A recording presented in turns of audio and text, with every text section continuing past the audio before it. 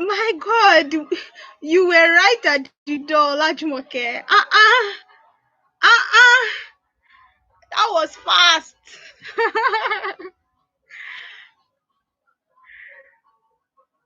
Good evening, good evening, good evening. Okay, so we're just going to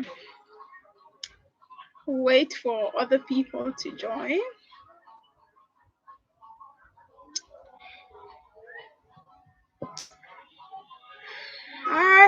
Hi, guys. Welcome. I can see people are already joining. So welcome.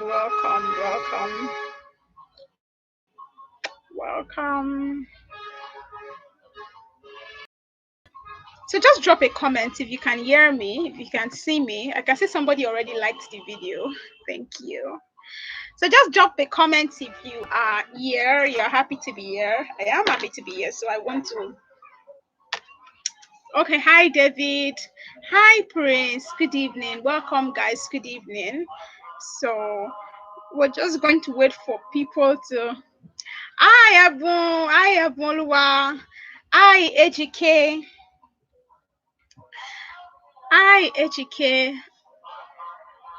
That name sounds new. Have you been attending the previous classes? Did you attend the previous classes? Looks very new to me, but I like the name. Hi, Jetty. Good evening. Good evening. Good evening, everybody. So we're just waiting for people to join in, and if people don't join in, well, hi, Tolulope. Hi, hi, hi. Hi, hi, hi.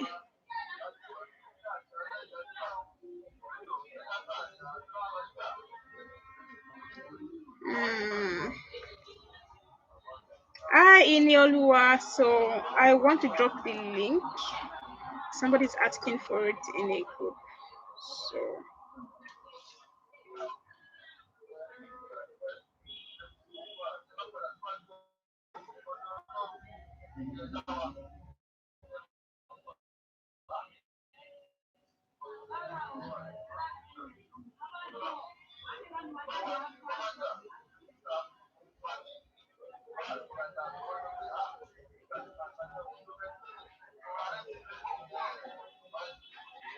So guys, please hold on.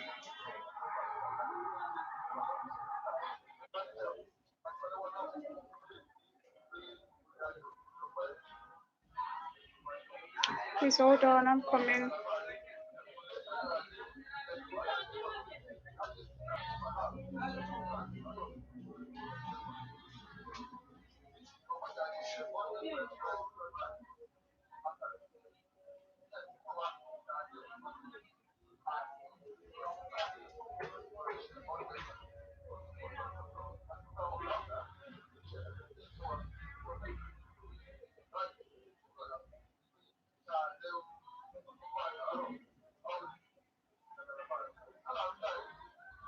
Okay, so people have started to join, and then so let's just wait for a number of people to join, and then we can go ahead.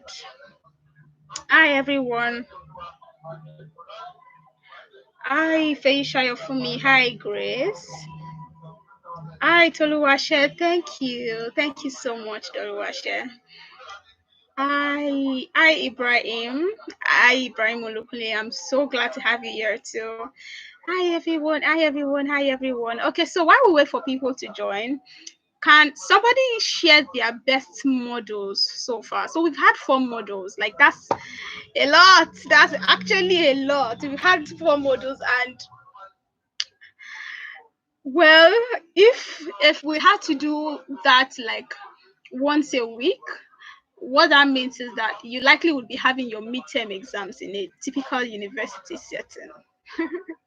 So that's a long time. So we've had 4 modules, and then we've had self-awareness. I need to keep saying it because it feels like a lot.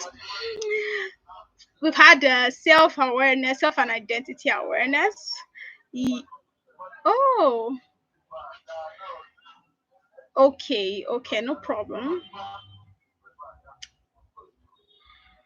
All right, so I want to know what your best models have been so far. That's number one. I want to know if you've been reading your handouts. If you've been reading your handouts and you've been taking the action points that are there. I also want to know that. That's number two. So let's assume that first one is 10 marks. Second one is 20 marks. And then number three, I want to know if you've been active in your orbs. I want to know if you've been active in your orbs. So that one will take like 40 marks. Okay, so Rachel says module 3. Module 3 was our best module. Interesting. Module 3 was on uh personal and professional development. Yeah, that's interesting. Yeah, that's interesting. That's interesting. Somebody, Evelyn, Sonia says module 4 on career clarity for multi-potentialites. Thank you so much, Hayomiko Sophia. Uh, Shukwamaka says module 1 on that's self-awareness. Omasha Ojo. Okay, personal and professional development. Interesting. Looks like you guys really, a lot of people really liked that module 3. Hi, Adomi Adekeye. We still have pending talk. Oh. Arike Ade says, my hub has been quiet. The only thing we get is information for the class. Please, what hub are you in? If your hub has been quiet, then it means you people in your hub are boring. It's not anybody's fault. That's just it. You people in your hub are boring, because I've been in some hubs and then the hubs have been lively. For instance, hub 1. Those of you in hub 1, please show yourselves. I think hub 2, I think hub 4. They've been bubbling. So if your hub is boring, yeah, I don't know. I don't know. I don't know, because the other orbs have been really, really thrilling. I also want to know if you guys can hear me like clearly, like crystal clear. Clear. So I'm waiting. So okay. I'm sure says so your last this is um, personal and professional development was your best class. You haven't completed all the exercises in the handbook, all right? Then you read it daily. That's amazing. That's actually, I mean, that's something. That's amazing. Then you are 50% active in your org. Amazing.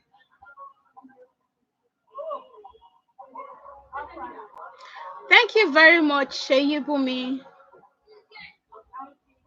Yes, Ob1 is interesting. Ob1 and I think Ob4, Ob2, but I can say Ob1. Good evening, no. You people that are just coming, I'm seeing you people.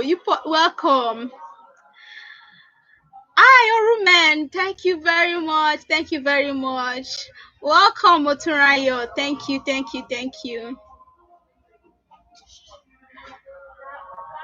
you. Okay, so you're not in any of faith. So how are you here?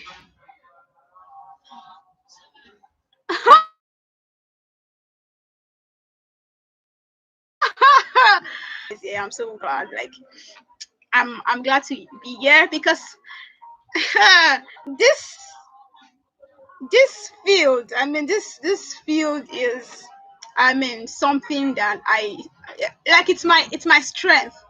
It's my core strength. So that's why I'm particular about this topic. It's my core strength. And you see, I can only see up 1 people. I cannot see up 3. I cannot see up 4. I cannot see up 5, up 6. You are not proud of your ups, but that's okay.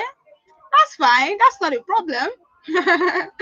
Okay, so today we're going to be talking about workplace communication and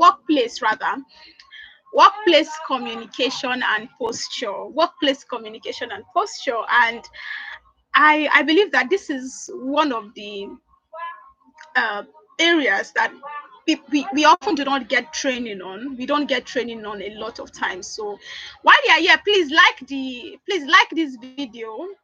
like this video, please just like this video. So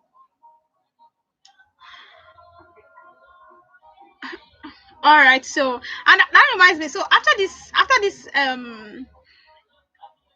class, your different orbs, you guys would have to come up with individual names for your respective orbs. So that would be a group work for all of you. So I think it might help with inclusion. It might help, it might just give you guys a lot of ginger, especially when you guys have your projects coming up.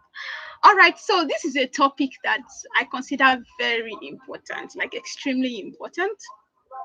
And it's a topic that we do not often get training on, and it is also a field that every single person believes that they are very, very good at. So when you see somebody, or when you ask somebody what their strengths are at an interview, or you see their CVs and their cover letters, they're going to tell you that I have excellent communication skills. But do you really have excellent communication skills? Is that you really have excellent communication skills, right? So we are oh so yeah, so we are going to be treating all of that. I mean, the different aspects of communication, and I am just looking forward to it. I'm so looking forward to it. And what is communication? It's very, I mean, hearing the meaning of communication since we were possibly in secondary school, where they tell you that it is. Can you guys hear me? Are you guys here? Are you guys here?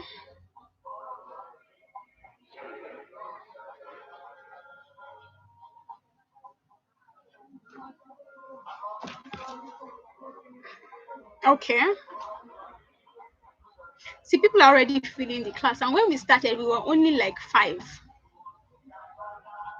We were only like five. If I had said I wanted to, give the first people who came in the first 2 minutes money, that's how people would have been coming like 30 minutes after.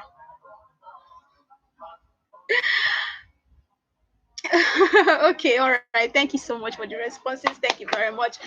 Thank you so much for the responses. So yes, so communication is basically sharing information with somebody else with an intention, right? With an intention. So there's always an intention with communication. And right, so that's why we often say that communication is not complete if the other person doesn't understand you, if the other person doesn't give you feedback.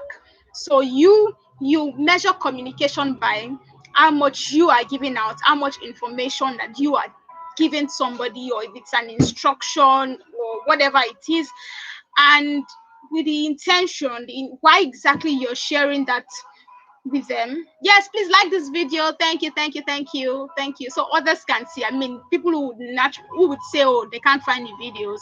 So it's easy for them to see it when they actually come on YouTube. That's why you're liking the video, not because YouTube is giving me money for the likes.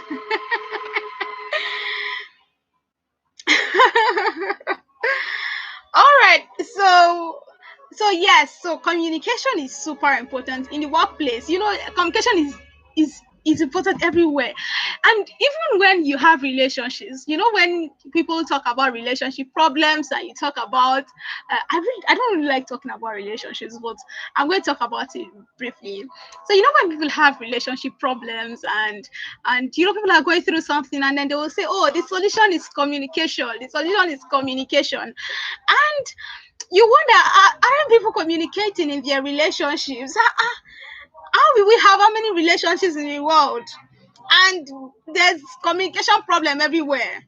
So it is either there's a problem with our communication, or we do not just know exactly what communication entails. Right. So sometimes you're just giving information, sometimes you're just talking, you don't have any intention, you're not waiting to get feedback, you're not considering the other person you're sharing communication with or sending information to. So it's just like you're just giving them information, you're not getting feedback. Right, even if it's unspoken or spoken feedback. And that's one of the problems that we have. So this is why this is exactly why this is important. This topic is important. And so, why do you need communication in the workplace, right? One of the reasons you need communication in the workplace is because you need to be understood, right? You need to be understood. It's very, very easy to be misunderstood in a workplace. Like from experience, I can tell you, not just if I just imagine how many times that you have possibly misunderstood somebody because of how you wrote a particular kind of word, or how you wrote a sentence rather, or how you have misunderstood somebody else, how somebody has misunderstood you simply because of something you said or how you behaved when you told them something. Imagine the number of times that this has happened with you or with other people that you know. So knowing how to communicate effectively, right, it's one of the ways to increase clarity when you are in the workplace. Is one of the ways to make people understand you when you are in the workplace, right? And another reason you need to learn how to effectively communicate. I'm going to be rushing, so I just hope it's not too fast for you guys because we have limited time. And yeah, we have limited time. So another reason that you need communication, you need communication skills, is because it increases your perception. It increases your perception. It increases how people see you. It increases how people hear you. Think about the different forms of communication, but we're going to be talking about forms of communication. So think about the different forms of communication. Are you guys with me? And you'll find out that the kind of communication, how you communicate, how effectively you communicate with other people in the workplace could tell to a large extent how they perceive you. And how they perceive you could also tell to a large extent how they extend hands of opportunities towards you, right? So you know that when a person, the way a person communicates with you in different forms, as we are going to be looking at, the way a person communicates could a lot of times. Okay, this is really interesting. Please, 1 minute. Some people are saying they do not have access to this video. They're saying video not available. So orb representatives, I don't know what orb that is, but please check your orbs and be sure that your people are in, because I'm seeing video not available, and then yeah, I don't want to be distracted. Thank you very much, guys. All right, so where was I? My goodness. Yeah, so how you speak, it's not how you speak. What am I saying? So how you communicate, yes, your communication level, how effective your communication is, could be the difference between you not getting the kind of opportunities that you need in the workplace, you not getting the kind of tasks and responsibilities that you need in the workplace, right? So it could be the difference between that and you eventually getting the kind of opportunities. Because sometimes, in fact, a lot of times, all of the time, I would say all of the time, you develop a perception about people, you develop perceptions about people based on how they communicate with you. True, is that true or false? You develop perception based on how they communicate with you, the different forms of communication. So now I'm going to move on to different forms of communication, so that so that you understand. Whenever I say forms of communication, you know what I'm talking about. And I'm going to talk about three major forms of communication. There may be more than three, but I'm going to be talking about three major forms of communication that you would use in the workplace. The number one form of communication is verbal communication. It's verbal communication. Thank you, guys. I can see you guys are with me. Awesome. So it's verbal communication, and verbal communication has to do with spoken communication. What you say, how you say it. It has to do with how people can see you, how people can also hear you. It's often physical, or it's virtual, the way I am talking to you like this. So this is verbal communication, even though it's in virtual format, right? So you have verbal communication when you think about talking about people. Under this, you have your regular talking to other people in the workplace, sharing an information, asking for help, meeting with your boss, asking for a pay raise. Because most of the time, if not all of the time, you will not ask for a pay raise via an email. If you want a pay raise, you would likely need to see your supervisor, see your direct line supervisor, and ask them for a pay raise. Is it true or false? So, well, I mean, you would eventually know. I mean, I know some of us are just entering into the career world, career in quotes. So please like the video. Please keep liking the video. Thank you very much. We have 100 people, so you can keep liking the video. Right. So you have verbal communication, and it's the most it's the most popular kind of communication, right? It's the most popular because you will always talk to people irrespective of who you are or where you are, whether you're seeing them face to face, whether it's a virtual call or whether it's a phone call. You will always talk to people. You will always talk to people. So that's why verbal communication is super important. And second form of communication, the second major form of communication is written communication. Written communication. So under written communication, you have emails, you have messages for those of you who have let me say apps that you people communicate with primarily. Let's assume, okay, up two, please check your up. People are saying the video is not available. People are saying the video is not available. Up two, please check your up. Right, thank you very much. Thank you so much. All right, so you have written communication and somebody said love letter. Well, yes, actually, I mean, you'll be surprised that sometimes, think about it. Have you ever received a love letter before? Maybe when you were a kid. Now think about why you liked the love letter, if you liked the love letter, and why you did not like the love letter if you did not like the love letter. Just think about it. Why? It could be a lot. Okay, I'm going to come back to that, but just imagine why you didn't like the love letter or why you loved the love letter. I mean, I'm not saying why you said yes to the person, because it's very, very possible that you liked the love letter but could not say yes to the person. For those of us who used to, you knew that your parents will beat you if they hear that you have any boyfriend. But think about why you liked a particular love letter or why you did not like a particular love letter, and then we are going to come back to that. So under written communication, you have emails, you have messages, you have reports as well. And you see this particular, oh my god, think about everything that I'm going to be talking about today, and think about this one. I am extra excited about this part and reports as well. So I've spoken about verbal communication, and I've spoken about written communication, and then the next one that I am going to be talking about is, and the last one is body communication. So how you guys, please give me 1 second.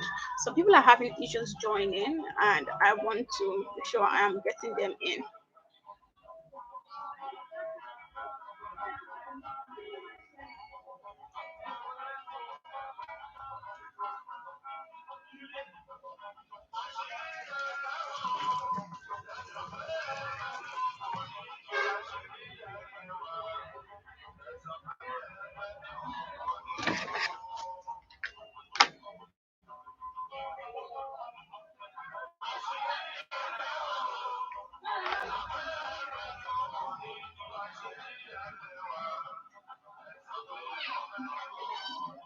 One minute, guys. 1 minute.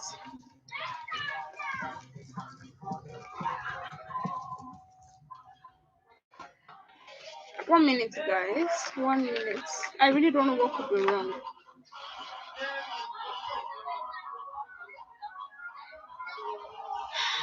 Okay, yes. So really talk about Wales chicks. Wow. Okay, guys. So now the last kind of communication that we are going to be talking about is body communication, right? And a lot of times body communication has to do with, it's very related to when you're talking to people, but sometimes you're not even talking to anybody, but your body language is speaking volumes. Your body language is speaking volumes to the person. So body language, your body communication talks about different mannerisms, the different, attitudes that you put up. Maybe not necessarily attitudes. I think mannerisms are a more suited word for that. That you exhibit, that you should exhibit to when you want to accompany your verbal communication, or when you want to effectively pass a message across, even if you're not speaking to the person, if you're not speaking verbally to the person. So are we clear about that? So I'm going to talk about verbal, each of them. I'm going to come um down to each of them as we move ahead. So now the next stage that we're going to be moving on to, I'm trying to catch up with time, guys. So I'm sorry if I'm too fast. I'm sorry if I was too. Oh, so it's my grammar. It's my grammar. So yeah, it's my grammar. Ezekiel, no, I'm not going to say that before they will come and arrest us, please. Okay, so now I'm going to talk about the major elements that you need for effective communication in the workplace. The major elements that you need, or some of the major elements that you need. And then the number one element that you need is an understanding of the workplace. So when you first get to a place, when you first get a job, right, you get into an office, you get into a workplace. I mean, it's a 9 to 5. It's a 9 to 5, and you just get there. One of the best ways to help you, one of the best things that will help you with effective communication, is to understand the environment of that place, right? You need to understand the environment of that place. What are the most common communication models that these guys implement, right? What is most common to them? So for instance, you will find out that in some workplaces, I mean, I'm just going to assume, I don't want to mention any places, but you find out that in some workplaces, the major ways through which they communicate with themselves is through emails, right? They send emails to themselves a lot. So if you get to that kind of place and you do not easily sense that, okay, this place, emails work a lot, you just find out that you will need something, and then you go to the next desk to be asking Shola or asking Titi that, oh, what is this happening? And then they will say, why can't you send an email? Or didn't you see it in your email? So, or you find out that possibly the most effective form of communication, or the most popular form of communication in the workplace where you work, maybe they use WhatsApp, right? Maybe they use WhatsApp majorly to communicate, to disseminate information. But you're just like, I'm not a WhatsApp person, I'm a phone call person. I don't like WhatsApp. I don't like WhatsApp. Is phone. What is WhatsApp? Like, you people are so unprofessional. Honestly, I can imagine. I honestly, so, but you've seen that these people, like, it's WhatsApp they like. So you understand that that is their most preferred mode of communication. So you cannot you cannot just bring in your personal biases on board. You can't bring your personal biases on board, or because it's not comfortable with you. You would need to adapt to every environment that you find yourself. So in some places, in some companies, they don't do verbal call. They don't want to talk to each other. If you have any problem in your life, don't talk to me, right? Come and don't talk to me. Send an email. And in some places, you'll find out that they don't send emails. If you have any issues or you have any grievances, come to my desk and let's talk it out, or call me, give me a phone call and let's talk it out. So the first thing you will need to find out and get accustomed to when you get a new job, or if you're already on a job, is to understand how the system works. What are the preferred modes of communication in that place? So you're not bringing in something you feel is, oh, as a person, this is what I've learned before. You need to be able to adapt, right? And adapting to the preferred communication modes, even though you possibly are comfortable with you possibly are comfortable with other forms. It's just so important for you to be able to adapt. I just I just remember the case where one of my friends was telling me that, oh, whenever she has issues in her office and she sends an email to that effect, nobody replies to the emails. They don't reply. But I mean, if they get to meet at, or they can come to their desk. I mean, imagine you sending an email to somebody about something, and then they're coming to your desk, and then they're saying, okay, this and this, or you're sending an email to somebody, and then they're waiting to the next meeting for them to talk. And she was feeling snubbed. Like, I feel like they're snubbing me, or they don't take me important. I'm like, do you know, if did you ask if this is something they do on a normal day?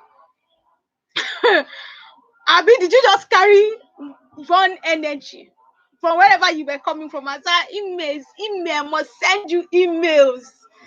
So you want to understand what the workplace is about, so that you don't look like you are off, or you are not, you don't fit into the workplace. You don't fit into the workplace, right? So another element of another element of effective communication in the workplace is courtesy. Now, under courtesy, I'll also be talking about respect. You need to yes. So respect is a major ingredient in the workplace. And courtesy, it's just taking cognizance of other people. It's caring about other people. They don't need to be your personal parties or something, but it's just basic respect for other people. And it's one of the things that you will need to learn. Right. So let's assume that you get to a place. Honestly, especially if you work in a place, in a Nigerian focused company, and back to what I mentioned earlier about understanding your environment. So do you realize that people have different ways they measure respect and courtesy in in the workplace, depending on the institution where you're working, or the company where you're working? People have different ways that they measure respect. Do you understand? So for instance, you'll get to some workplaces, and then if you see a woman who is married and who has 3 children and who is like 20 years older than you, and you call her Mrs. Olorunwa, right? This woman will look at you like, why are you calling me a Mrs.? You make me feel old. Just call me Peace. Right, my name is Peace Olorunwa. Right, there are people like that, and most of the people I've actually worked with, most of the bosses that I have worked with are like that. So so you have some people who tell you, no, no, don't call me ma, don't call me sir, call me by my name, even if they are 30 years older than you. Now, if you get to that kind of place, right, and you're coming from a place, you're coming from, let's say, assume that you're Yoruba, where they say that if somebody is 5 years older than you, you don't use O for the person, you use E. You use F for the person. When you see the person, you have to bend down to greet them. And then that's what you call respect. That's what you consider respect. But these people do not consider it respect. It look like you are trying to force yourself on them. Oh, that's interesting. So it look like they are trying to force yourself on. You're trying to force yourself on them. So they don't consider that as respect.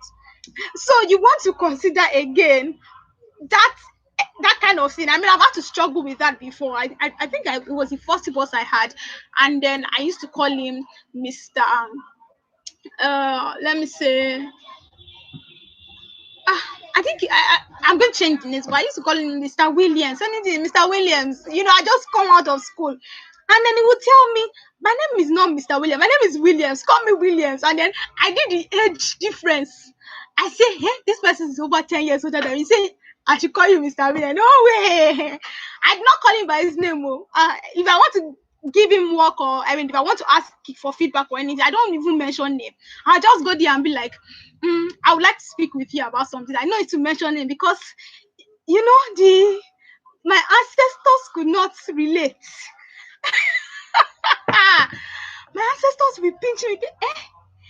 So right, but if you now imagine that you're now coming from a system where you feel like, irrespective of who you are, I mean, we are equal before God and man. I will call you your name, even if you are 30 years older than I am.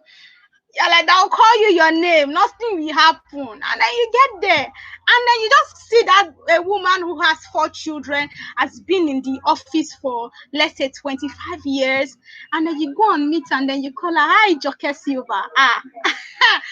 And that woman is in that company. Everybody, because they don't even call her Mrs.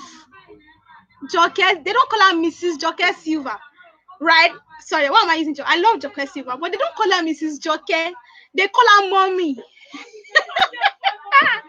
They call her mommy. So you now come and say that. I mean, the fact that I call you Mrs. or not doesn't mean that I don't respect you, right? Respect is a thing of the mind. You are welcome.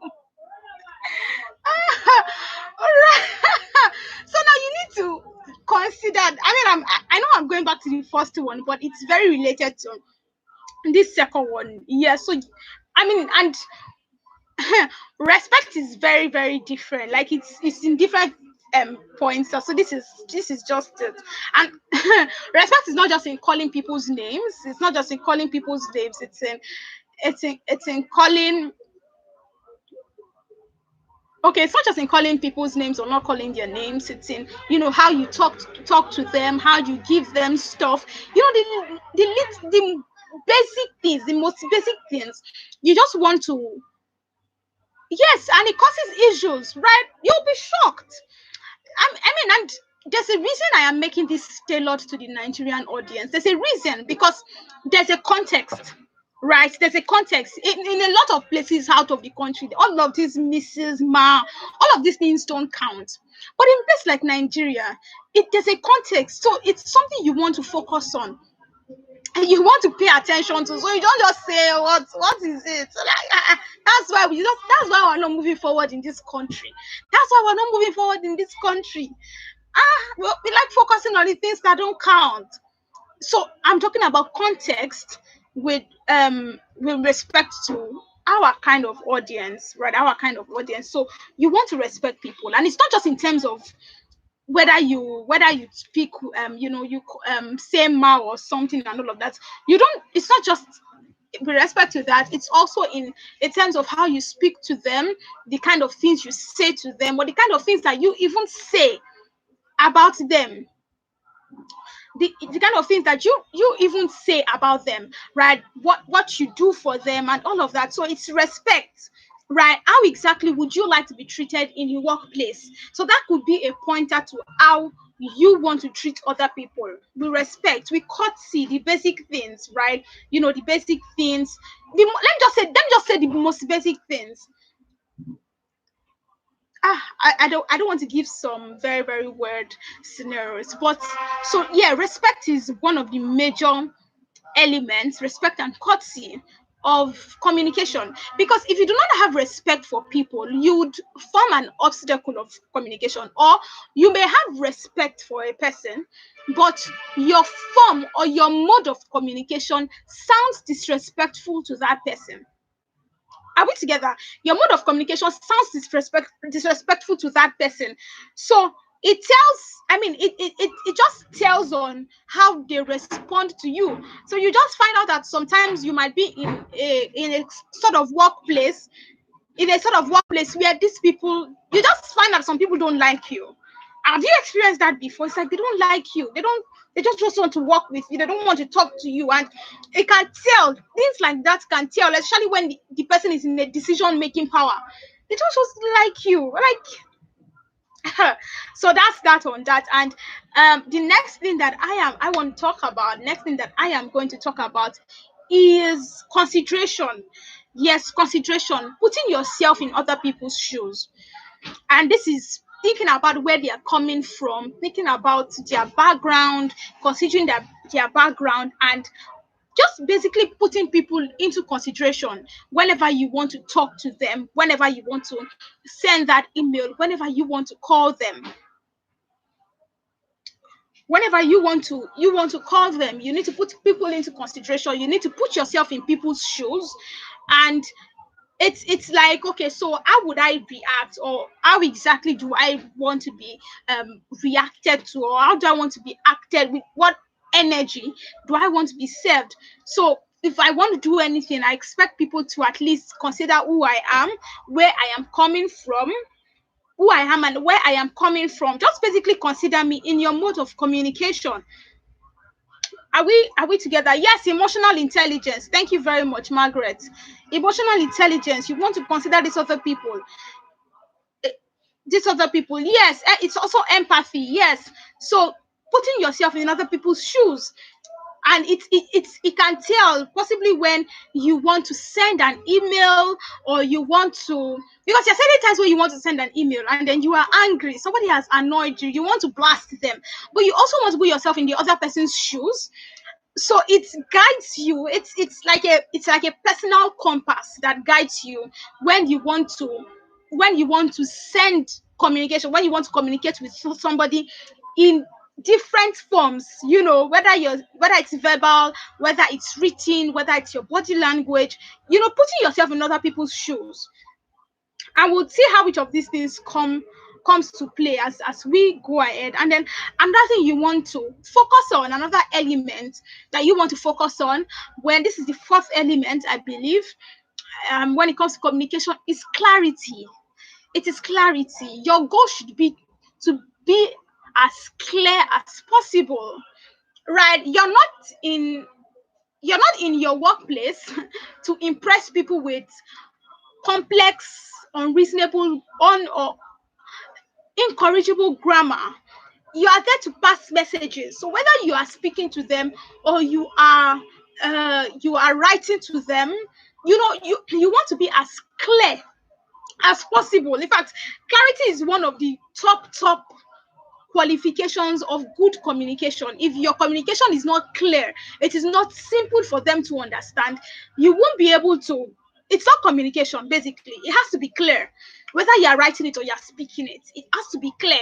If I am giving you an information, if I am speaking to you, if I am writing to you, my goal is that you understand exactly what I am writing to you.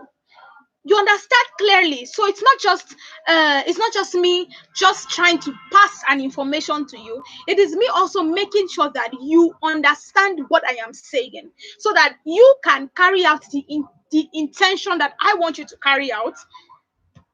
Thank you. That you can carry out the intention that I want you to carry out, and you can give me the necessary feedback that I want you to give me, or that I expect that you should carry out from the communication that I give to you. Is that clear? Is that clear? Please, is this clear so far? Is this clear? So you want to be as clear as possible.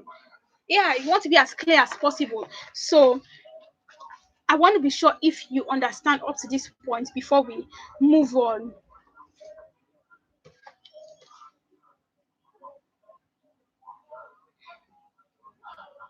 Okay, awesome. Awesome. All right, so let's talk about written communication. And written communication today is one of the first steps of communication when it comes to your career, because most of what you will be doing online is writing. I mean, most of the jobs people get online today, you get it through writing. Your CV, you are writing in it, right? Your cover letter, you are writing. You're applying for jobs, you're writing. You are positioning yourself online, you are writing. So written communication is often the first step into your let me say, I don't want to say the first step into your career, but it's often the first level of communication into your career. It's often the first thing that attracts people to you. You most likely signed up for this program because you saw a flyer, and on that flyer something was written on it, right? It's part of written communication. I mean, or you saw a broadcast or a message that went along with it online, and you just said, okay, so I need this thing, and then you signed up. You didn't see me doing a video anywhere telling you come and enroll for this thing. You didn't see me do a video. For a lot of you, this course will be the first time you see my face. You've not even heard of me before. You've not seen me anywhere before. Please, if you are in these shoes, please drop a comment. I want to see if there are people like this. You've not heard of me before. You've not seen my face before, but you've been attending classes. So I mean, most of you do not need to see my face, do not need to hear me speak before you signed up, because it's the internet. Writing is so key. So that's why it's just so important. I feel like it's an aberration for you to suck at written communication and also suck at verbal communication. Like, there's a problem.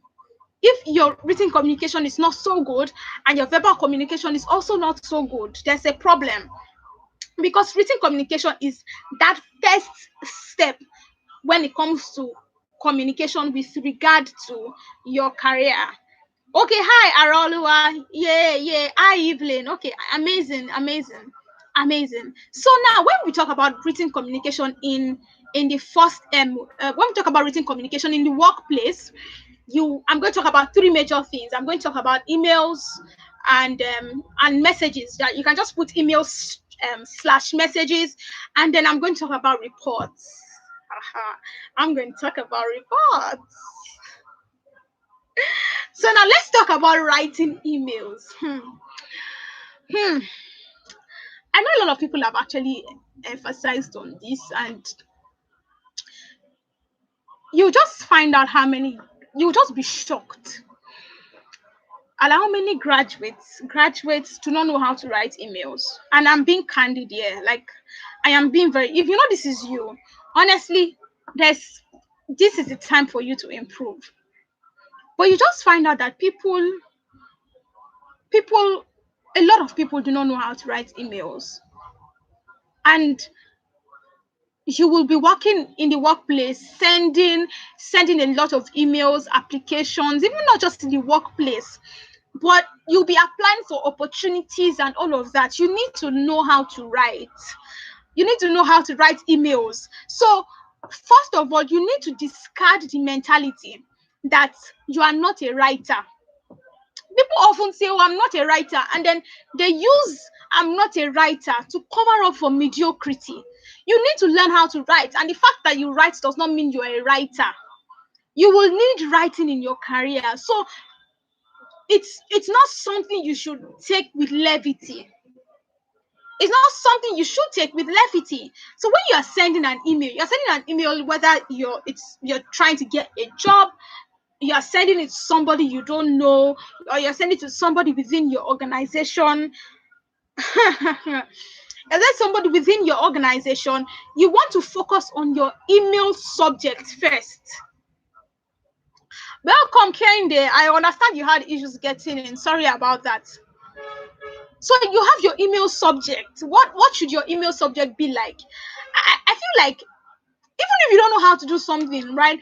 Remember, it was in the second module we had where I mentioned that the act of learning is a skill in itself. It's a skill you must develop.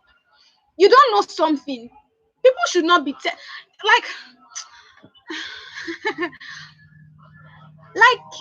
okay, no problem. So now, number one, you want to think about your email subject. How should you write an email subject? Please, if you don't know, there's Google. Like, there's this thing. It hurts me. It hurts me personally. It hurts me deeply, because I know how people lose opportunities simply because of ridiculous things like this. Your email subject, you want to think about writing itself. Some people write and then they don't include paragraphs in their writing. You just write. And I'm like, where do you want me to start from? How? So that's another thing you want to look at when it comes to writing or to communicating via emails. You want to consider paragraphs. And why do you want to consider paragraphs? Because you want to make it easy for the other person to read. The other it is for the other person to understand or to assimilate what you are trying to take, or what you are trying to give them, rather. The other it is for the other person to assimilate what you are trying to give them, the worse your communication skills are. Do you understand? The harder it is for people to assimilate what you are trying to give them, the worse your communication skills are. Paragraphing helps a lot. Like, just when you paragraph, it just gives your who is it called? And I mean, and this is almost a writing. This is also almost a writing course now, but it's fine. So it just allows the person think clearly. And where are the some of the places where you can actually practice this is for those of you who post on Facebook, or those of you who post on your WhatsApp status. Please, why are you posting plenty things without paragraphs on your WhatsApp status? As small as that thing is, you're compiling everything. Don't you have mercy on my brain? Have mercy on my brain. Like, have mercy on my brain. There's so much to take in. There's so much to understand. There's so much, and then people just cramp things up. The reason I'm writing WhatsApp status is because this thing, it starts from the small, from the little things, right? It's just in the little things. It tells in the little things. So please, your paragraphs are super important. If you've taken the cover growth program before, you understand when we talk about white space. You understand when we talk about white space, where you're not supposed to have elements of your design scattered all over your design, because it's going to cloud your audience's brain, and they might not know, you will not know, but you're not getting the desired response that you've gotten from them. So if you're taking the growth program before, you definitely understand, like you understand what we talk about white space, right? Please, you understand what we talk about white space. Like, it helps your audience to assimilate easily.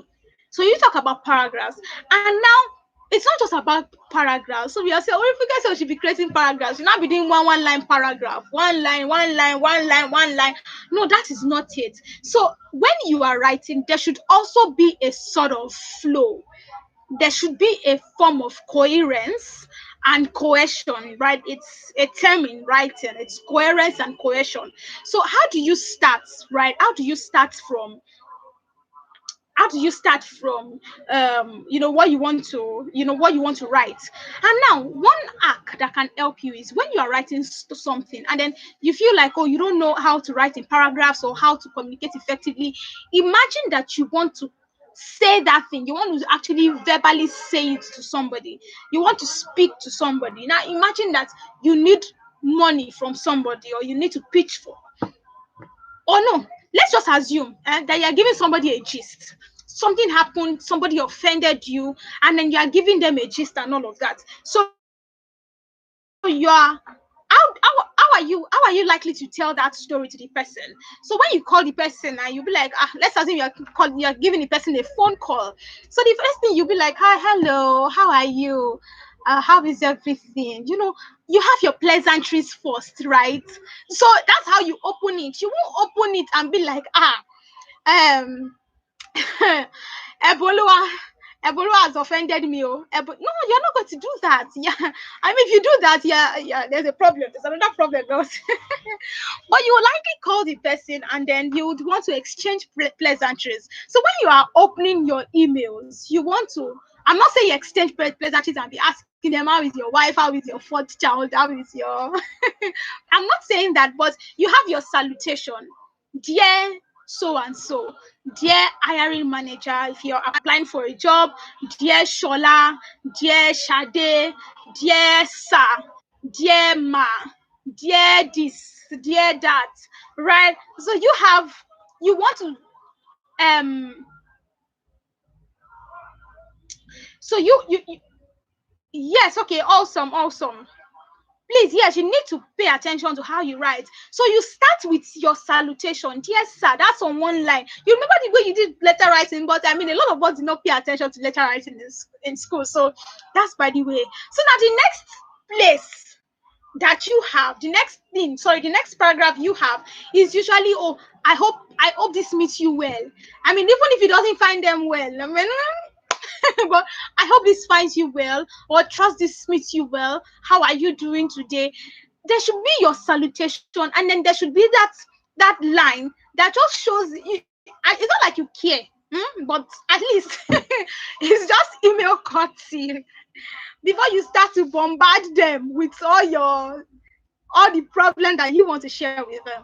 So now let's take it back to that phone call principle. So you're calling somebody, I'm like, hi, how are you doing? "Ah, I'm fine. Oh, how is everything? How is the family? I hope you're fine, Sha.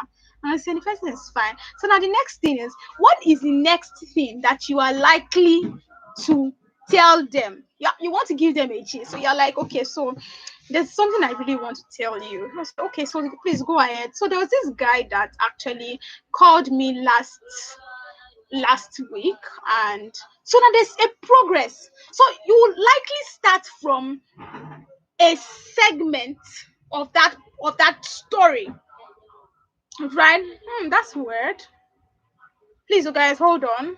Please, guys, hold on. So, okay. So so there's something you want to do, like, so there's a flow, right? So if the person slapped you, right, you won't just wake up and say that, and that was how we fought. That was how we fought, or that was how we fought.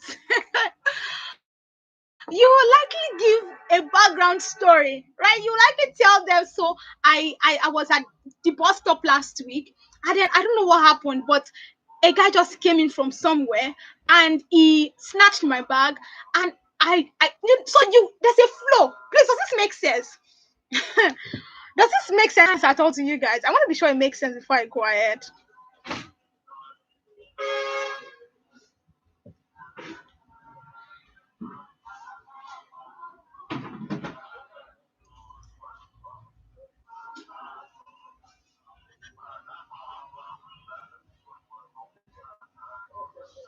Awesome. Okay, so we're together. I think that we're together. So there's a progress. There's a progression. You won't say the last part of the story and bring it to the first part. Now, and okay, I actually understand that sometimes some people do not actually. Some people have a problem. Has anybody called you to give you gist about something before, and then they tell you a gist, and you're like, so how did that happen? Then they are telling you something else. Since I tell them, that's how we went. We saw each other in May last year. Then they tell you another. You're like, how did that happen? Because they are giving you stories anyhow. Like the story there is not even joining. It's not coherent. How? So there has to be a flow. There has to be a flow. This and this and this and this. It also helps when you're trying to send reports. Yes, I mean, you can relate it to a job application. So now when you're also creating paragraphs, you also want to make sure that each paragraph carries a main idea of your of your I wanted to say of your letter, carries a main idea of your email, right? Each paragraph. So let's assume that you want to send your supervisor an email and you want to tell them three things. You don't just put those three things in one place, in one paragraph, right? You build these three things in different paragraphs, moving from one to the other. So it's like a flow. It's like one, this and this and this and this. Imagine you want to collect money from somebody and you are seeing them physically. You need to explain what you need the money for. How will you tell them? Will you just call them and say, I need money? You want to tell them that you possibly want to appreciate them, that thank you for all you do. I know you do a lot of things. Thank you very much. So in my school they said we will need this and this and this, and then I've already gotten this, and there's a way you will talk to them. It's a progressive kind of thing before you get to the point where you now say that I actually need money. All the story that I've been saying has money that I need. So just imagine that you are talking. You're verbally speaking with these people. You're speaking to them, and translate it right into, if you're actually writing, that's how you develop your writing. Right, so you also want to look at conclusion. So imagine that you are speaking with somebody, you're just speaking with them more, and then all of a sudden they just cut the call, and you have not concluded, they did not say bye, then like you're just wondering what's going on. You're just wondering, maybe they will call, maybe it's network, what's going on, and they are gone. Please imagine that kind of, like, you'll be like, they not say anything, they just, ah, have you ever experienced that before? Now imagine how you feel when somebody just cuts a call on you, no conclusion, nothing. Oh, I will call you back, or let me call you back, or I want you to call me back, okay, help me find out, help me do this, help me do that. They just cut the call. So that's what happens when you cut your email without a conclusion. So your conclusion could explain or detail what you need from them. um some of you might have been very, very sharp, and you would have listened to the podcast episode that I have on using clarity to get help. It's on the podcast. You'd have seen, likely have seen it. So using clarity to get help. So your conclusion, it's like a call to action. In if you do social media management or you do marketing, yeah, you've had call to action before. Something that pushes you or pushes your audience, pushes your recipients to take an action. Because if you are trying to communicate something to them and you're not giving them a call to action or a conclusion, you are leaving them in the air. So it's like, okay, so you've written me 3 paragraphs. Where is what exactly am I supposed to do with all of this story that you've told me? So it doesn't seem make sense at all. Is it? I mean, it doesn't make sense at all up to this point. I want to be sure it makes sense and nobody's lost.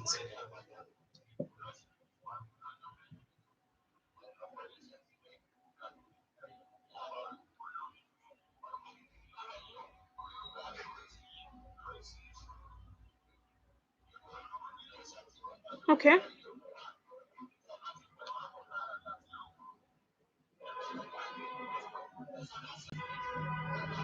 Okay, thank you guys, thank you very much. So I just wanted to be sure that we're on the same page, and then I know for some of you, for some people, it looks like, oh, this is just basic, but from what I've seen, no, it's not basic. So yeah, so you should have your salutation, your opening, and then you should also have a concluding paragraph where you tell them what you expect from them, whether it's a feedback or you want them to do something. What next step do you want them to take?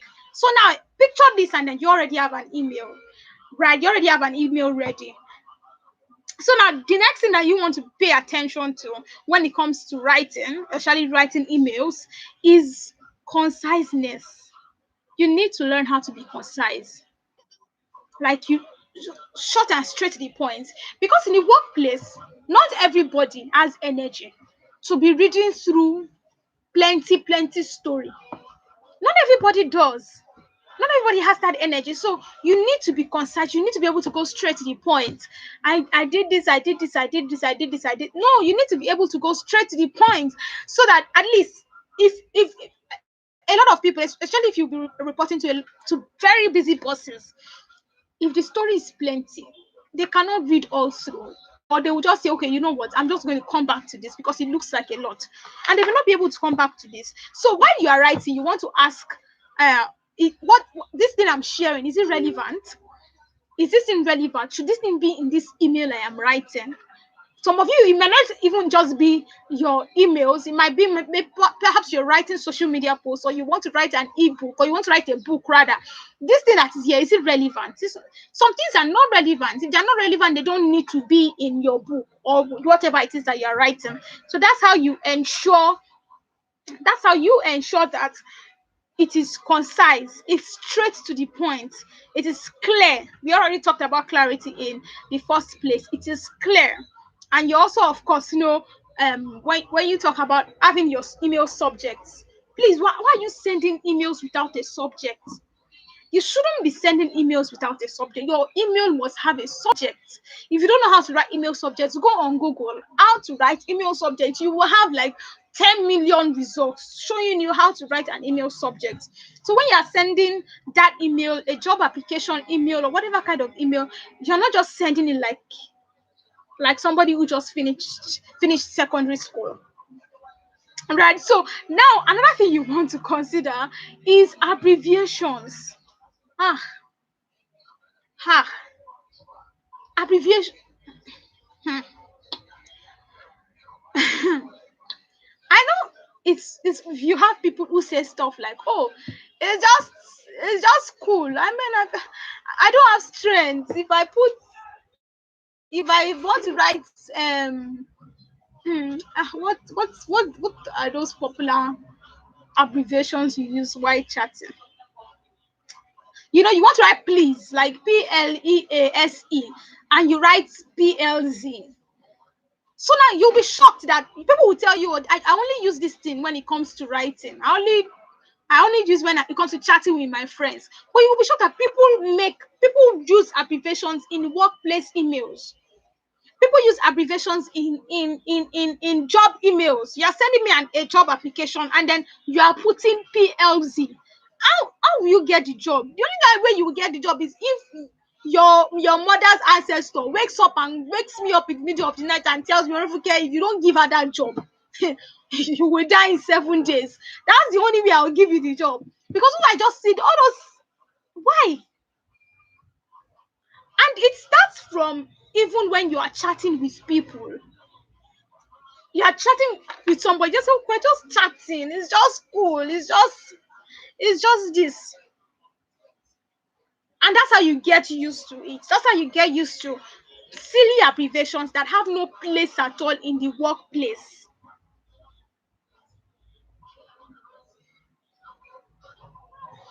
So now, okay, now I want to mention something, right?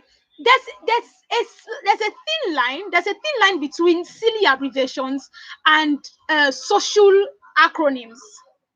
Yes, there's a thin line between silly abbreviations and social acronyms. So silly abbreviations are abbreviations that do not make sense. They are different from acronyms. So an example of an acronym, for instance, is ECOWAS. It's ECOWAS. ECOWAS. Let's say UNILAG. Those are acronyms, and then you have social acronyms. And under social acronyms, this is where you have terms like LOL, lol, right? Those are social acronyms. Think about social acronyms in that area, and they are acceptable when it comes to social areas, right? They are acceptable in those areas. But when you start to type stuff like PLZ to mean please, or FYN to mean fine, or think about any other unnecessary just think about any unnecessary abbreviation. Yes, so those are the things that you're. And now, the truth is, a lot of times, most of the time, Seth, you will not have social acronyms in the workplace. You won't have social acronyms in your workplace. You only have them in social formats, because these are not things that you. Thank you very much. Thank you. See the how are you? See G night. See what I'm talking about. See what I'm talking about. Okay, so yeah, that's just by the way. So abbreviations in the workplace, they are different from social acronyms. So you have social acronyms, you have your LOL. These are actually these are widely accepted acronyms. Yes, like WTH, for instance, it's a widely socially accepted acronym. The chances of you putting WTH in an office email are slim. Do you guys understand the demarcation now? Do you guys understand the demarcation now? So irrelevant abbreviations, do away with them. Start practicing how to write in full from your chat. So you say you are, so people will say I'm a writer. I'm a writer, and then I'm seeing.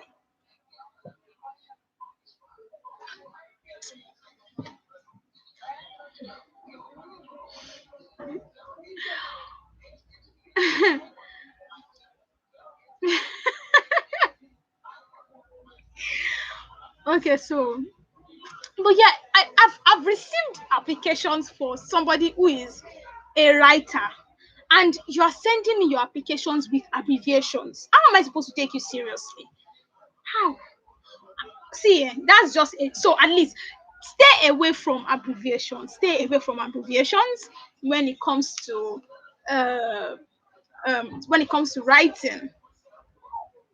And then you also have the I am. You need to know what am is. Like I I'm fine. I'm this. I'm okay.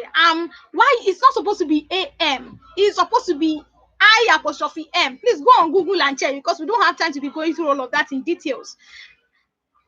But but like all these things count. They say I'm fine. AM. I'm like AM. AM. How are we doing this in, or those of you who want to say you are fine, like it's a contraction, so it's supposed to be you're fine. Now it's YOU apostrophe RE. Yes, it touched me apostrophe RE. That's you're fine, because it's a contraction. Then you now say you're fine. What is the meaning of you're fine? Like what's the you're, like you're fine, like what is, okay. All right, so another thing that you will need to consider when it comes to writing emails, writing anything, you want to think about grammar as well. Past tense, that's a whole class on, it's a whole course on its own. So it's not something we would be able to focus on, but you want to think about your class. I mean, what am I, not class rather, your grammar, subject verb agreement, all of these things. Please, how many of, okay, let me calm down. If you feel like you need to learn a lot more when it comes to grammar, you can go on Google, right, and look for free English courses, because you need it. You need free English courses, because there are some really minute things that are, I mean, that you can actually work on. Really minute things. For instance, if you're saying stuff, something like, oh, the girls have go. I be the girl have. And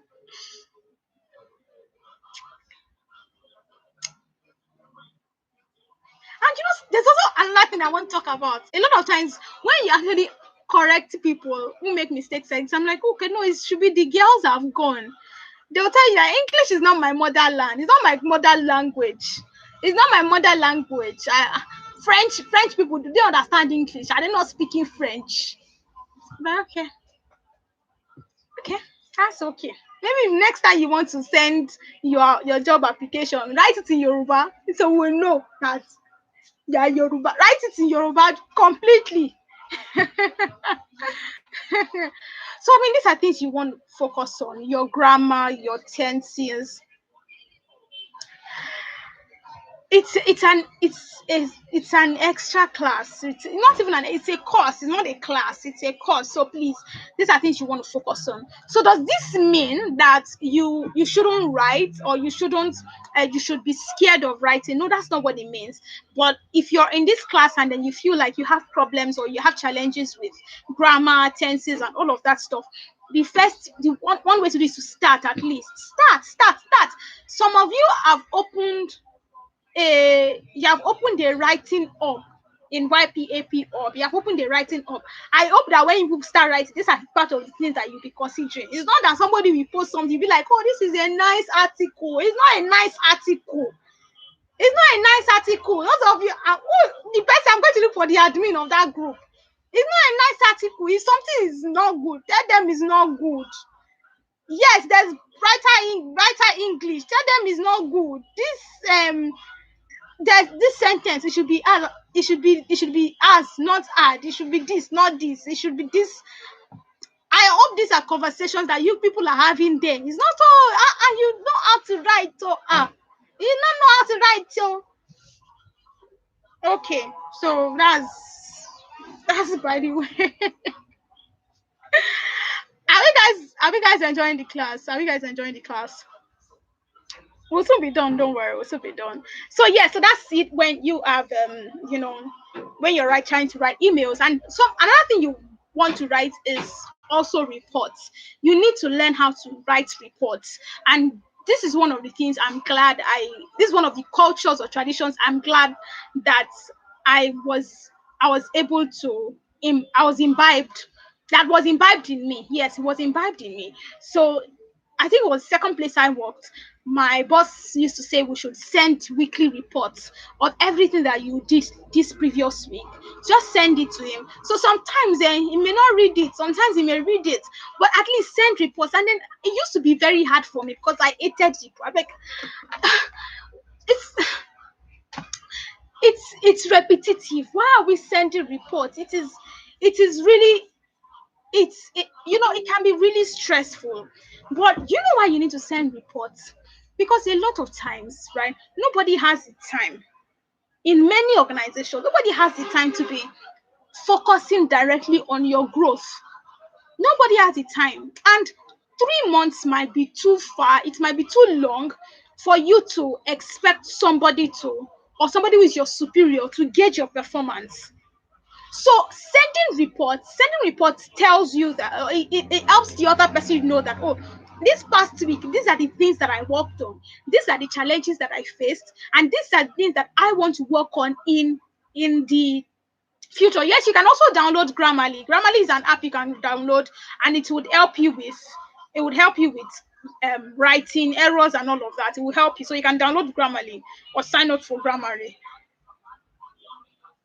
Right. So now when you send reports, even if they don't ask you, sometimes it will look like this one is over Sabi. Always send reports, especially when you have colleagues who do not send reports. So it feels like, oh, you are awkward, you are different, you are the odd one out. Right. So it looks like you are the odd one out. So but you need to practice it. Don't let them ask you before you send. And I'm not saying you send to the person who is your direct line supervisor, who has a sort of decision making power over your career in that company. Because honestly, a lot of people do a lot of stuff during the week. You've achieved a lot, but nobody knows you've achieved anything that week because we don't know. So if you're sending reports on a weekly basis, unless they say no, don't send reports, unless your supervisor specifically says don't send reports, that's a different case entirely. But when you are sending reports on a regular basis, it just lets them know, oh, okay, so this is what you worked on last week, these are the challenges. It makes it look like, oh, you're actually interested in the work that you're doing. Yes, reports help with visibility. Thank you, Inioluwa. They help with visibility, and they help with impression as well. They help with impression. Okay, this person, at least we know what she's doing. There's a progress. We know. Same thing with if you are given a task as well. You're given a task at work. It was something I had to learn too. If you're given a task at work, and then let's assume it's something that my boss has given me today, I would make sure that before I go home, at least I send an email about a progress update or a progress report about that task. See, if they are always asking you about a progress update about any role, it makes you look unserious. If they are always they give you a thing and then they're always following up, what about that thing I gave you? It makes you look unserious. It makes you look unserious. So give progress up. Sometimes they will not even ask you for progress update. They'll just say, you just say, okay, I've done this. So, but there's a difference between I've done this, and there's a difference between, okay, so I did this and this and this and this are the things that I learned. You in your report, in your regular report, You can have, your aims and your objectives. You can have the results that you got from your reports. Or okay, I did this, or these were the things that we find. You can find insights that will give you suggestions. So let's assume that you embarked on a task that they gave you. You did a task, and in the process of that task, please, are you guys with me? Are you guys following me? In the process of that task, you understood, you saw insights, or you saw ideas, or you have ideas that can help the company move forward, or that can help your team move forward. So you're not just telling them, oh, I did this. You're saying, I did this, and then in the course of doing this, here were my findings. These are the things that I found out. These are the things that I got to understand. And then, it's so now you did it, and then you have solutions. You have possible solutions for these people. You have possible solutions for your team. It just makes you look like, yeah, now you're a star employee. So these are things that help you, and it's not just about always doing the job. It's not just about always doing the job, because if you do not always do the job, if you always do the job, but all of these things aren't in place, it's going to look like, oh, she just comes to work every day. Oh, she does her job, but we really do not know exactly what she does. And another thing that reports can also help you to do is they can help you to develop a personal portfolio for yourself.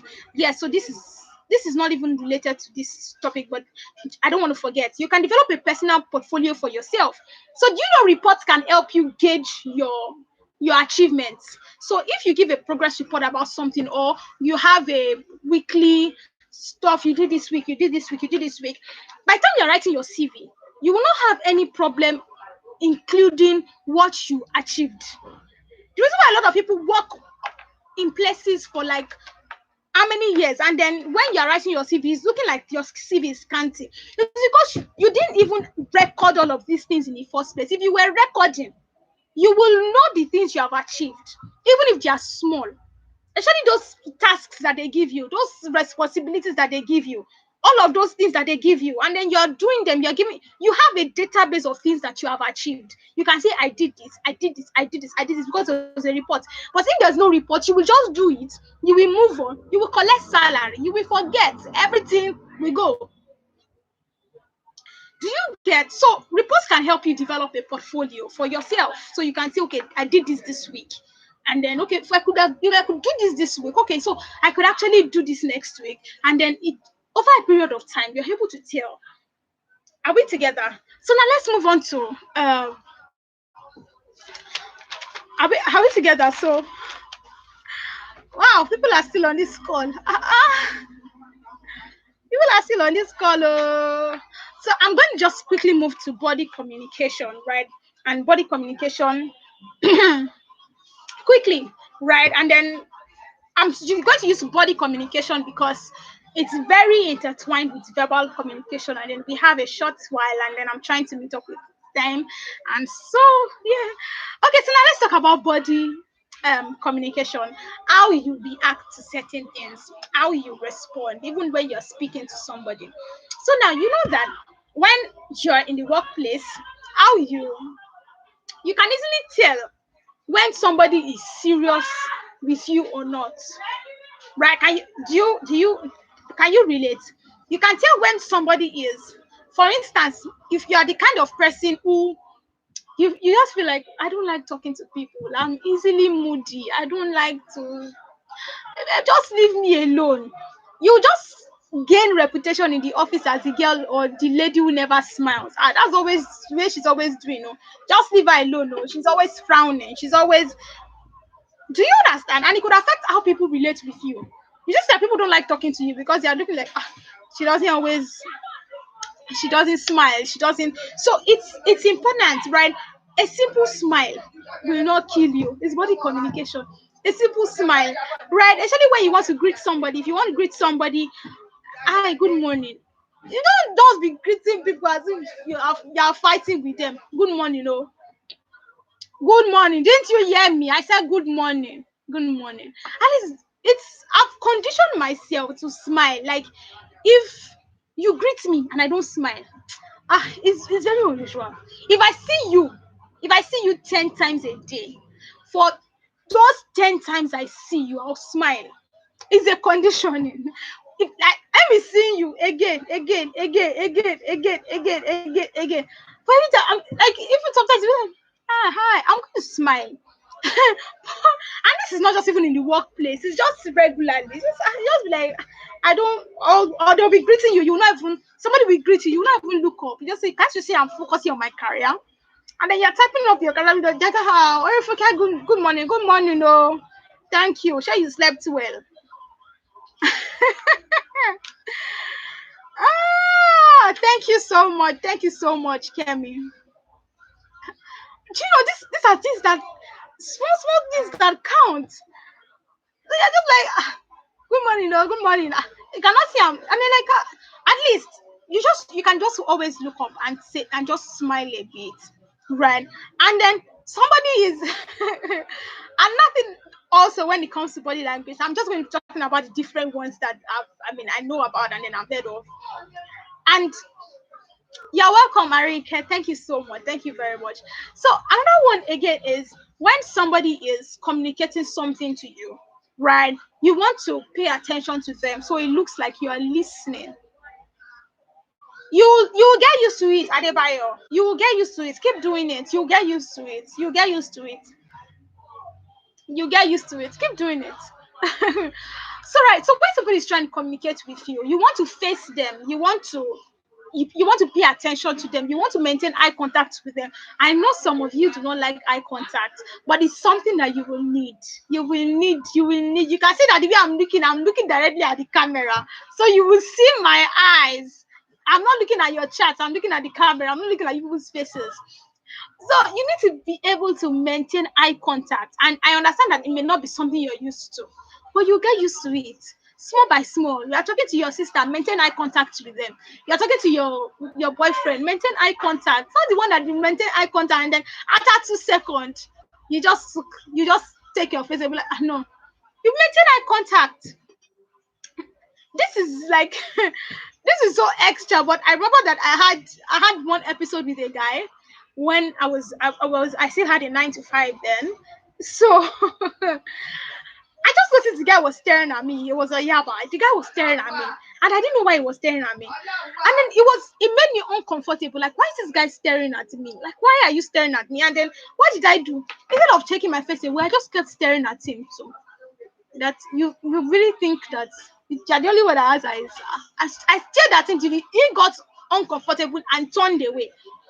So learn how to stare at people, because when you're not staring at people, like sometimes it makes you look like you're not confident. It makes you feel like you're lying about something. Just like Yorubas will say, Ojulorowa. And it's something, start practicing it. The people, your friends, looking, not the one they'll be talking to you, and you're just looking down. Even when your boss is scolding you, your supervisor is scolding you, there's a particular way that you actually react that will make it look like, oh, you are being beaten. For instance, regular Yoruba people, me, how I was brought up is, if an adult is scolding you, you don't look at them, you put your hand behind your back and then you put your head down like this. Who can relate till they finish everything? You put it down. No, if you do that in the workplace, it's going to come across as a low self-esteem. It's going to come across as a low self-esteem. Putting your hand by your back or putting your head down. No, you look at them. Even if they are saying something that it feels like they are, a lot of fight. Like it feels like they are scolding you. You still maintain that was this habit I actually had to learn. If any of my supervisors, if my boss is saying something that I've fucked up or I've done something that I've made a mistake, I'm not going to be putting my head down. I'm going to be looking at them and then I'm going to be taking it like feedback. Okay, this is angry, but I'm going to be fine. I'm going to be fine. I'm going to be fine. I'm just going to face you and get whatever it is that you're saying. Because if you're looking down or you are you're dropping your body, makes it look like you're not confident. And nothing you also want to do that is in the way you talk, is in the way you walk. The way you walk, it's some of these things and the perceptions they make people have of you are so are so unconscious. Like people don't even know they have this is, but you just know that people just feel, oh, that girl is sluggish. Why is she sluggish? Like, can't you see? Pardon the noise in the background. But can't you see the way can't you see the way she walks? The way she walks, and she just walks anyhow. She doesn't walk sharply. These things count. These things count. So it's just like, there's a way she walks. She walks sluggishly. She doesn't. I was speaking with somebody some weeks back, and honestly, and when I dropped the call, the first thing I came across, no, in fact, not even when I dropped the call, but immediately I spoke, when I heard this person speak, the first thing that came across to me was, how does this person stand up for their rights in a place like the workplace? Because the person wasn't speaking sharply. You say, so you don't speak sharply, like, oh God. Right? I'm not saying that you should be talking sharp, like shouting, fighting, everything. That's not what I'm saying. But you should learn how to actually be assertive when you're speaking. Be assertive. It's not okay. What happened? So last week when I came, I had malaria. I now went to the HR. The HR now said I want to, and I think it's one of these that I had to learn, because I've heard that I have a tiny voice. So imagine me having a tiny voice and being slow again. You can see that I'm I'm doing myself. You can see I'm doing myself. Like I have a tiny voice, and then I'm talking like, okay, yes, sir, yes, I'm going to do it. I don't know. No, all of these things count. Body communication. You want to you're sitting down, you're sitting down at work, like it can tell your shoulders, for instance. Okay, I think we'll take this one, styling and outlook. So anthropology says assertiveness and confidence are important, especially in developed countries, else you'll be on the same spot for years. Actually, yes, that is it. So courage is key. So now, one thing that can help you, one thing that helped me, right? One thing that helped me, I had to look at the clothes I was wearing, because I knew that the clothes I was wearing had a sort of, it had an impression on my mind over a while. And this was when I was just entering into the university. So I told myself when I was entering the university that, okay, so I want to be able to develop confidence, right? So I told myself, you won't see me wearing palm slippers anywhere or wearing sandals, because how I feel when I'm wearing sandals to a class, for instance, is different from how I feel when I'm wearing shoes to a class. It's different from if I wear a random clothes. It's different from how I feel when I'm putting on a shirt. I'm not saying you should be wearing shirts and cocoa shoe everywhere. That's not what I'm saying. But I'm saying that if you feel like you need a quick boost, that may be something you want to pay attention to. That may be something you want to pay attention to. Then other body communication with respect to verbal communication as well. You want to look at the tone of your voice. How you talk to people matters. Right? Sometimes some of us talk to people and then it feels like you're fighting with them. They're like, are we fighting? Are we fighting? Like, no, so how you talk to people matters. And remember courtesy. You want to be courteous even if you are angry. And on no condition should you be found shouting in the office like you're fighting. On no condition should you be found fighting in the office. Please, this is even important. Like, yeah, kind of say, I don't take nonsense, so I don't take nonsense. I will say my own back. If you do anything, I will shout. I would. So please, these things are so important. Like shouting, screaming, all of these things. And I have this post on how to talk smartly, how to sound smart while talking or while speaking in public, how to um how to sound smart. I'm going to, please just remind me after. So I'm going to share the post so that you also understand the different ways. For instance, when it comes to speaking, and then your mannerisms, speaking firmly, especially when you have to do a presentation on all of that. So speaking firmly, you'd see it in that post. I did it a while ago, and I think it's still going to be relevant for you. It's going to be relevant for you. So for that, if you're told that you smile too much, well, it might be the the case where you're smiling. Right? For me, I keep smiling to when I'm saying hellos. If I'm serious, I'm serious. I won't smile because there's no need to smile. So it might be in the context in which you're smiling.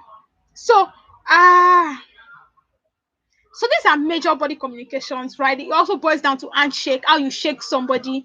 If you are shaking somebody, even if you have a thin hand, at least you want to shake them firmly. You want to shake them, yeah, okay,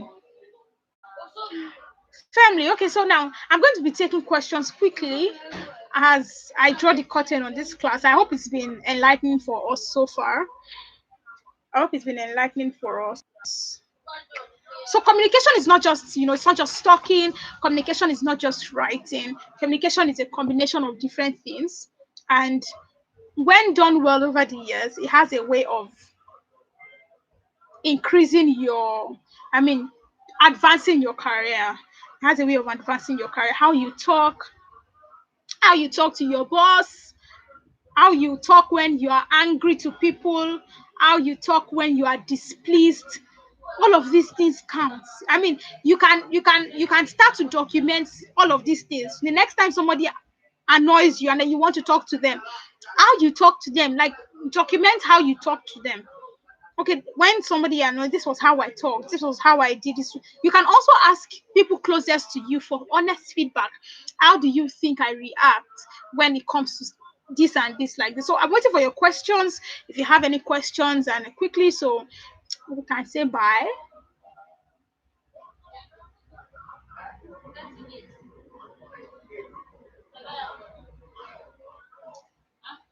I'm glad to hear. I'm glad to hear. I'm glad to hear.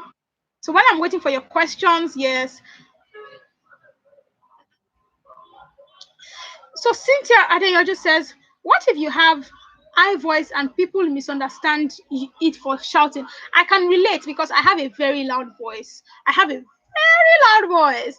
So what you can do is, it's a sort of conditioning you have to get used to. It's a training, right? And then when somebody says, "Oh, you're shouting. Why are you shouting?" You can just apologize to them. Oh, I'm shout. Sorry, I'm sorry. I didn't mean to shout. Like, explain yourself to them. Don't be on the defensive. And that's also another kind of body communication. Always being on the defensive. Honestly, I can really. So when somebody says something or criticizes your work in the office, it doesn't necessarily mean they are criticizing you. It's the work. Your work can be bad.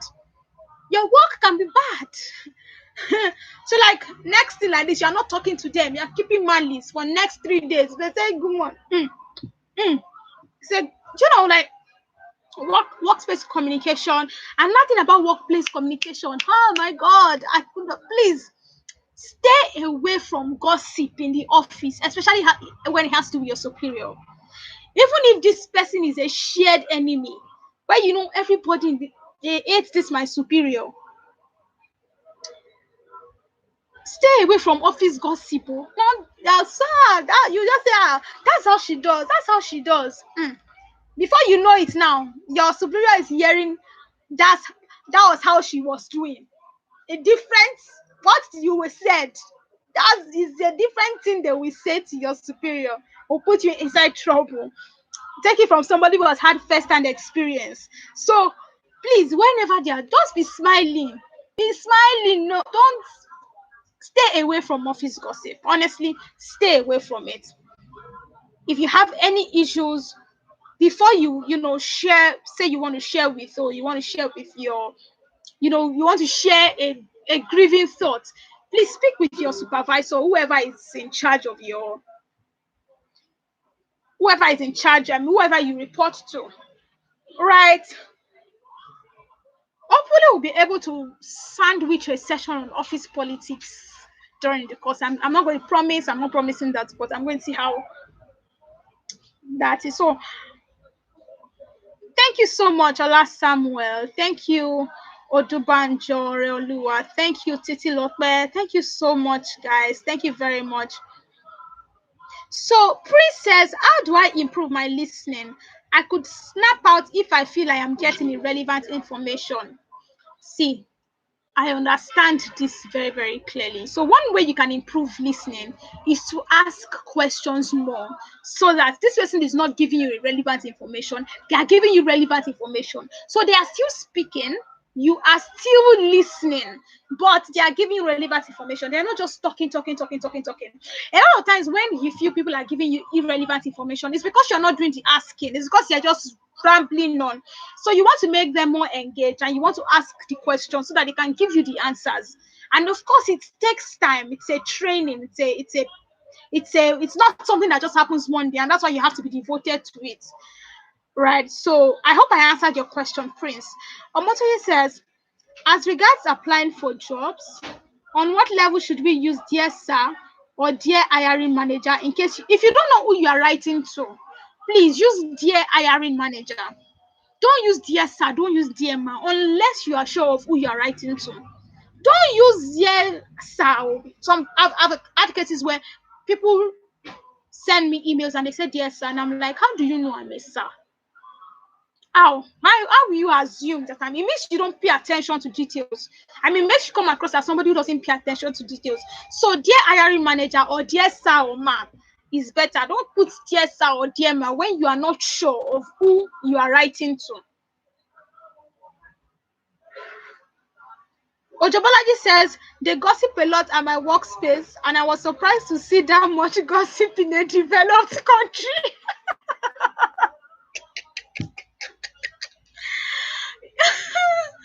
Oh my God, this is so funny.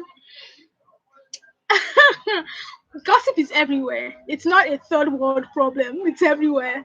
So Cynthia says, what if the person I am reporting to is unapproachable? So now there are two ways to deal with this. If they are unapproachable, who else?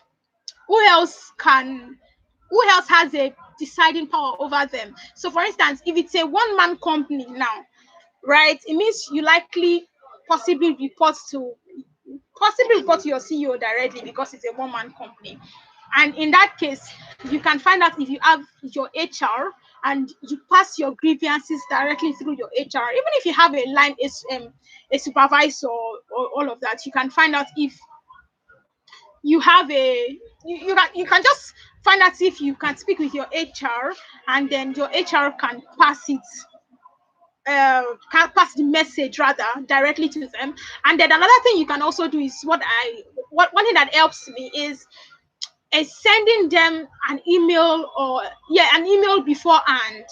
Sending them an email beforehand. So so sending them an email beforehand, I would like to speak with you about so and so and so and so. You find out that it just keeps you calmer, right? Because you're not just going there unexpectedly. They know you're coming, you know you're going, so that can actually help you a lot. It can help you a lot. So I want to take questions, all the questions, please, because we'll soon be out of here. All the questions. Not evolving at workplace gossip might make them see one as not friendly and always keeping to herself. It can't always be gossip they always say. It can't be gossip they always say. And another thing I've also learned how to do is I've learned how to use fillers when I'm in a workplace and people are gossiping about a superior, right? So fillers like someone say, that man is very evil. I'll be like, it's interesting. It's a really interesting thing. God help us. It is well. So you can practice using fillers so they'll not put you in trouble. But of course, there are going to be other conversations that they may that that may not necessarily have to do with gossip. But if it's gossip, at least just always make sure that while you are there, they cannot pick your word and say, Orifunke said this person is a stupid person. Right? I hope that helps. Orumen says, also respect religious boundaries in the workplace. If possible, keep it out of your work environment. Everyone's tolerance is different. Yes, please. This is very important because so if you, for instance, you're a Christian now and you speak in tongues, and then you believe that every morning when you get to the office, you need to speak in tongues to send all the evil spirits that might have come to meet at your table the previous day, then you're now coming very early in the morning, and then you're now speaking. Please don't do that. Don't do it. Don't do it. So respect religious boundaries. Yes.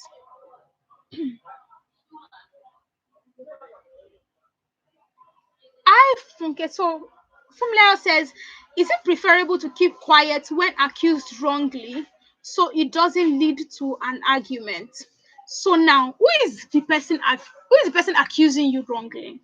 Me, I do not believe you should keep quiet totally when you're being accused wrongly.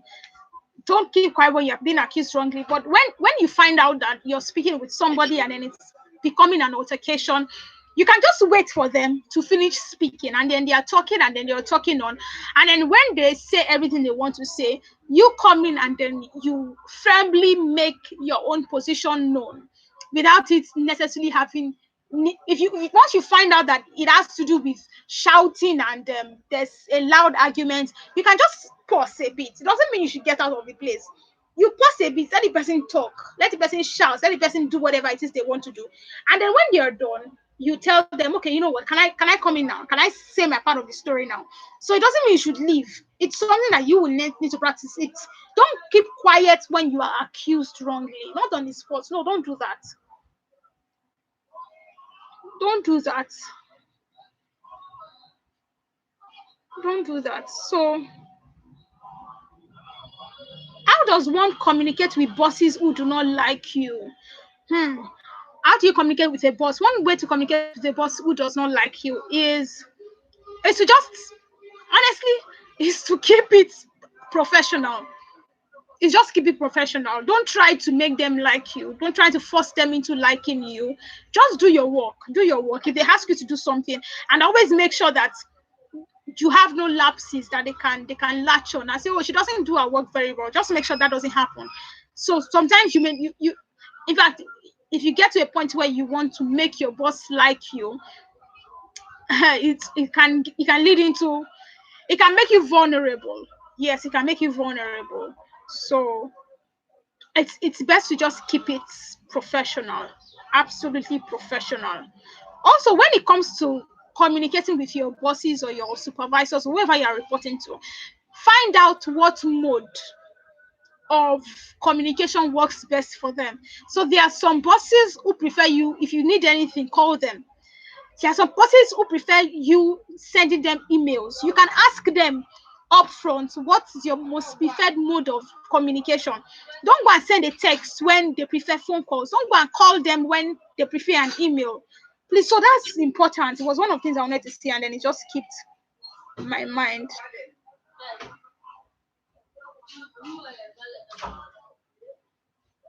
So, Otobolaji says, workplace politics is everywhere. God, since Otobolaji actually has experience for days, I can't imagine. Please, how do we play this game at the workplace without putting ourselves in trouble? That is supposed to be. Let me see. We can't take that this night, but I'm going to. I'm going to see if I can find resources. I'll find resources to give you guys. I'll find resources to give you guys.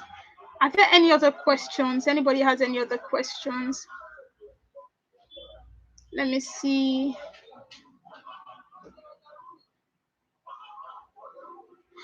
Evelyn says you're usually good when writing, but in verbal communication, average. It's something you can actually train yourself to do. You train yourself. Please train yourself to do it. It doesn't have to just be your friends. I mean it doesn't have to get to the workplace first. It could be your friends. It could be a Zoom meeting. Some of you, if it's a Zoom meeting, they're asking, oh, so anybody want to talk? Those ridiculous places are places that you can actually learn. You can develop confidence, verbal speech or verbal abilities, verbal communication skills rather.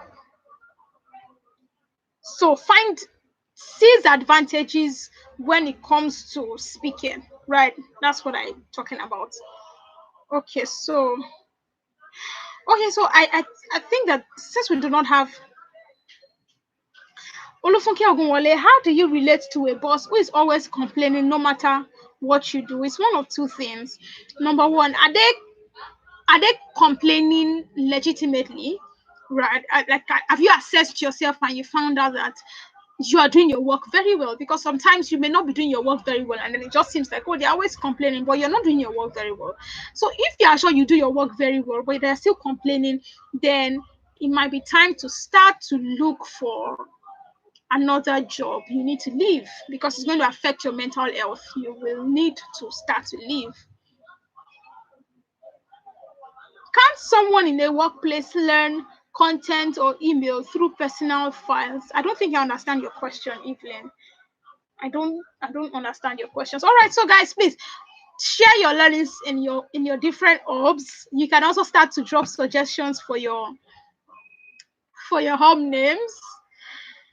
You can start to drop suggestions for your hub names if you're on Twitter or you're sharing anywhere on social media. Don't forget to tag me. Don't forget to use the hashtag YPAP with OL so that I can retweet. So thank you very much, MC Damjo. Thank you very much. Okay, so in the absence of any other questions, I'd like to wish you guys a good night. Thank you so much for joining and staying this far. Oh, thank you very much and bye.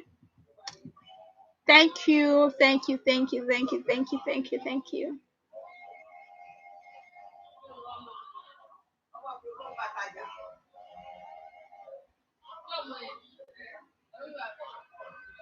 Thank you. Thank you so much. Good night. Thank you, Inamdi. Bye, Olufunke. Bye, everyone. Bye.